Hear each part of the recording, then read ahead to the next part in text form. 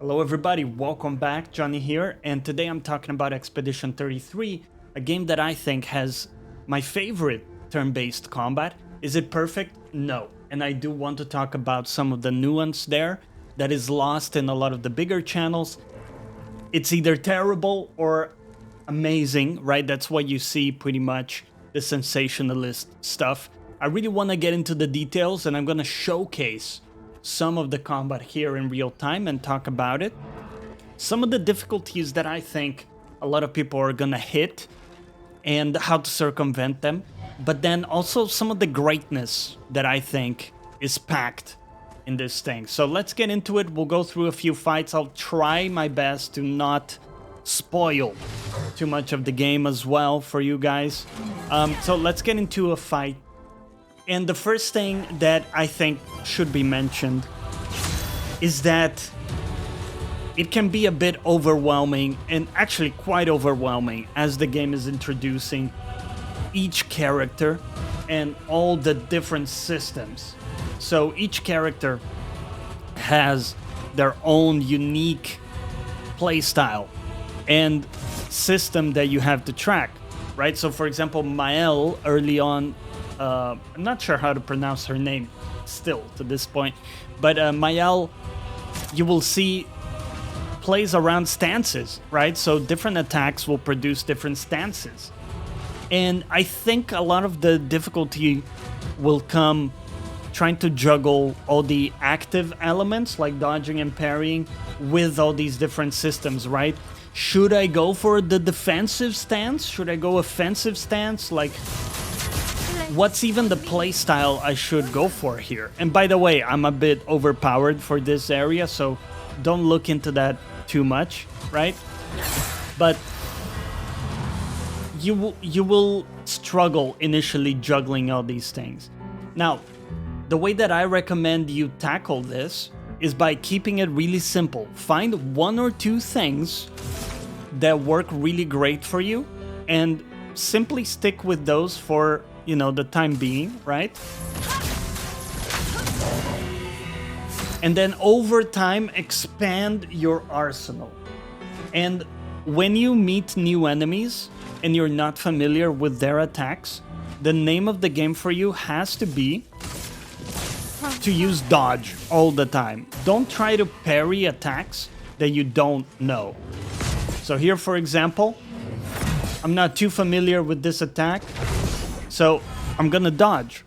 And the window for the dodge is much more lenient than the parry. So that's a really good way to kind of start. Let's go with this one. And I think largely that's gonna be the difficulty that people run into. It's the combination of the overwhelming feeling you get when you start to be introduced to all these different systems from each character, and then combining that with like having to parry everything, and it is pretty punishing if you miss those parries.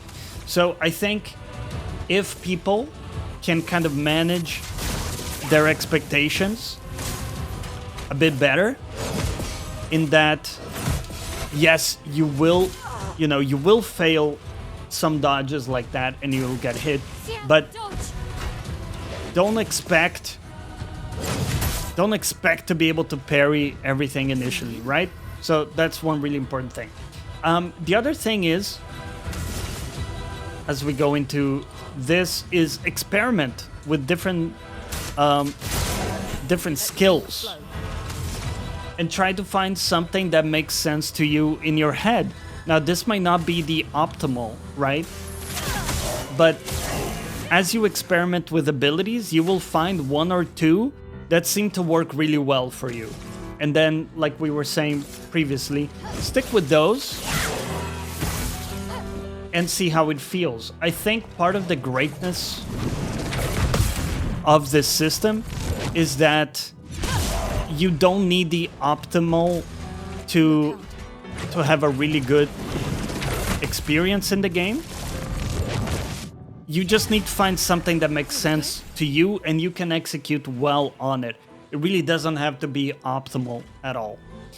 So one thing you saw there is the special parry that's introduced later in the game. It's called the gradient parry. And funny enough, that parry is much more lenient in its time window. So you can actually be off tempo on it to quite a degree, and you will still land it very often. So funny enough, when you get to that point, some people were frustrated because yet another parry is introduced, and I totally get that. But it is actually a much easier to land parry when you look at it. So that's something to consider as well. When it comes to the buttons, there is something to be said about... hit this guy. There's something to be said about the fact that you have two parry buttons. So you have RB for your normal parry, and then you have RT for jumps, and also for the gradient parry. So you might say, hey, why different buttons? And I get that.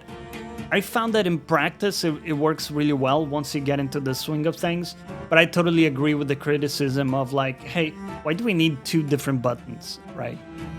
So that's another thing, and this is all layered upon the complexity of Pictos, Luminous, and the fact that these are all made up words, creating, you know, even more confusion, right, on top of everything. So I totally get the criticism there as well, and this is why I say it's not a perfect system, it's not a perfect game in any way, but I do feel that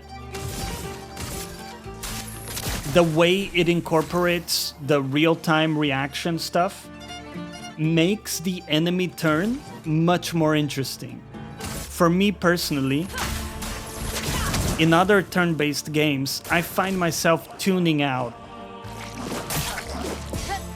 on the enemy turn, and instead actually find myself really engaged in this game because I have to react to stuff, right? I have to be very present during the enemy turn as well.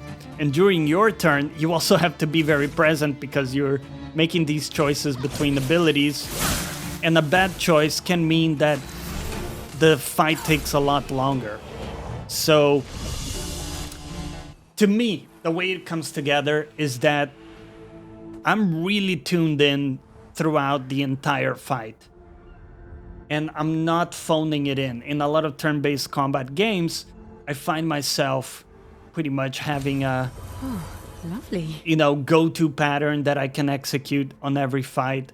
And even if it's not perfect, it will do the job. And instead, I actually find myself changing it up a lot more in this one. And to me, that is what's keeping me interested in this game much more than other turn-based games. Is that sort of diversity that emerges naturally in this type of system. At times it will feel like your parry is not, you can't reliably land it, and some of it is by design. They want the parry to feel a bit like a high risk, high reward, and that you can really only land it if you already know the attacks. So let's see if I can showcase the difference here. So you see, dodges are much more forgiving. You can be a bit early on the dodge and it will still work. Like hopefully you can see there in that example. So I think in combination, this really works. If as a player you understand that the parry is not meant to be something you land consistently, it's meant to be used when you really know the fight. So with all these things in mind, when we look at it, my opinion is that the game has a lot of depth, which I absolutely love, but I think the learning curve and how it's presented to the player can be a bit overwhelming. And I find that the combination of these weird words like Pictos, Luminas, and all this stuff becomes pretty overwhelming to the player when trying to make sense of it all, combined with the fact that each character has its own type of like playstyle and system that you have to track. And specifically, actually, Lune here has a really confusing system with the stains and the fact that each element has a bit of a, different color that you have to track. And in the HUD, it's actually difficult to see, even for someone who can see colors well. I am a little bit colorblind, so it's even a bit harder for me. But I've been hearing from people who don't struggle with this. Even for them, it's a bit confusing to track which element you have currently while in a fight. So all of that comes together to be like a pretty difficult thing to get your head around, while you're also having to juggle parries, perfect parries, dodges, all this type of stuff. So I would love to see more games have a crack at this type of real-time elements mixed in with turn-based and iterate on it, right? And maybe present it in a way that's easier to grasp.